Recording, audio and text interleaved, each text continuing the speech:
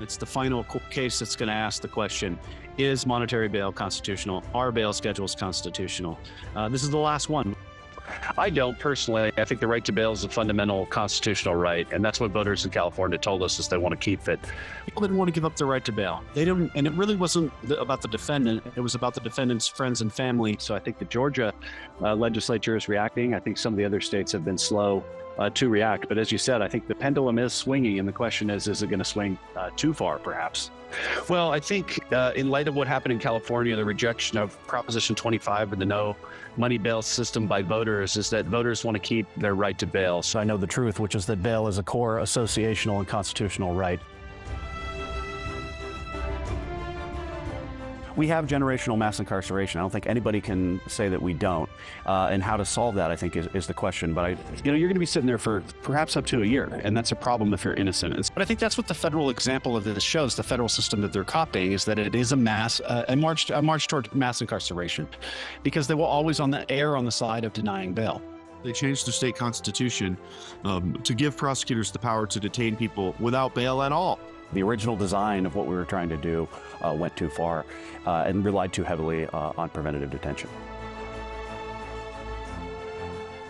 I think we give short shrift to victims' rights in bail. I think that's changing as a result of Marcy's Law and some of these other laws that are coming into effect, victims having a right to be heard. The staff of the committee pointed out that the zero bail and binding judicial discretion is a problem, and that we need to take this danger to the community into account when setting bail and not take that tool away from judges. 5% of defendants commit 60% of the crimes in this country. So the judges know who they are, and we need to let them do their job. And the reaction from the Attorney General was, we need to detain more people who are dangerous to stop these repeat criminals. I think it's absolutely going to increase pretrial crime, which means crime while people are out on bail. And I think people aren't going to show up for trial, which means victims aren't going to get justice. So it's really going to grind the system to the halt. Our police need to go and enforce the law. And unfortunately, that's what deters crime. We can't incarcerate our way out of this, right? We have to tell the public that if you commit a crime, you're going to pay the punishment. And that's the number one thing that we need to do.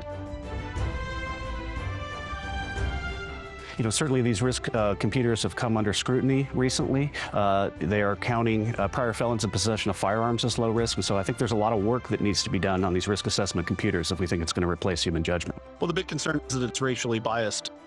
Is one big concern. I think the other one is it just doesn't work.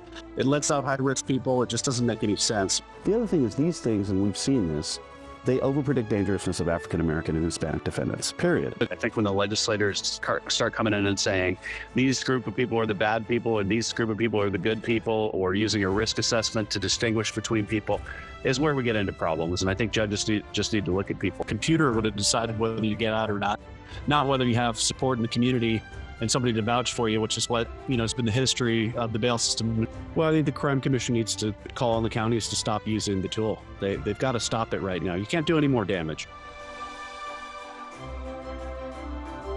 I think their whole thing that end cash bail just begs the question, and then what? What type of system do we want? What would we replace it with? And that's where things get fuzzy for the Bail Project and others. In this case, there's no oversight because there's no regulation. They're basically acting as a bail bondsman, but not for profit. But there's no regulation whatsoever in the state of Minnesota and everywhere else except for New York State. Their policy is they go in and pick file numbers. And that's scary. That's a game of criminal Russian roulette.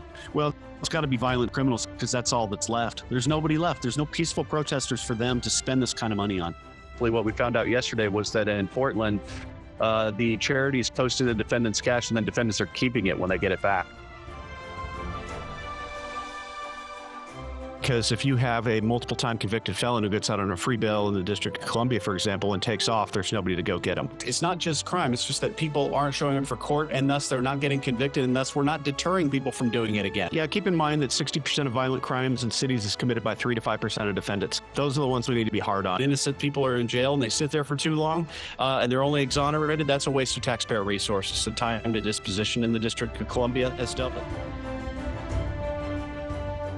We've supported any number of pieces of legislation over the years, like making the bail schedules more fair. So they're selling the bill as though it's just a misdemeanor bill, but it's really not. We're telling police you can arrest somebody, but we're telling a judge, well, you can't keep them in jail after the fact. And I think that's a problem.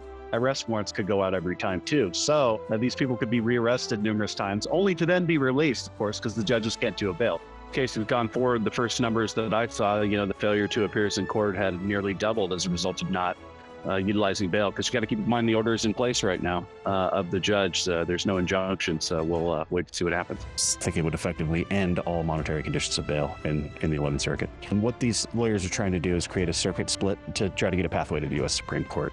As is, I think there's no bail industry in California under this bill. We've been fighting, the same group of senators for the last 6 years that are bent on proceeding forward in a fashion that's just really not good for California.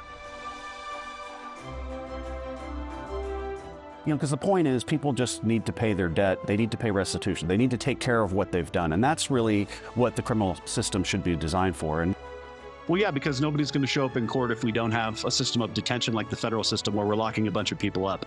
well, the part of the New Jersey system that's good is cite and release on low-level nonviolent misdemeanor cases, and that's what's driving those numbers. And one public defender said, if you want to understand the bad side of what's going on in bail reform, is follow the money. So we have absolutely over-criminalized ourselves, and we rely too heavily on incarceration. There's no doubt about that.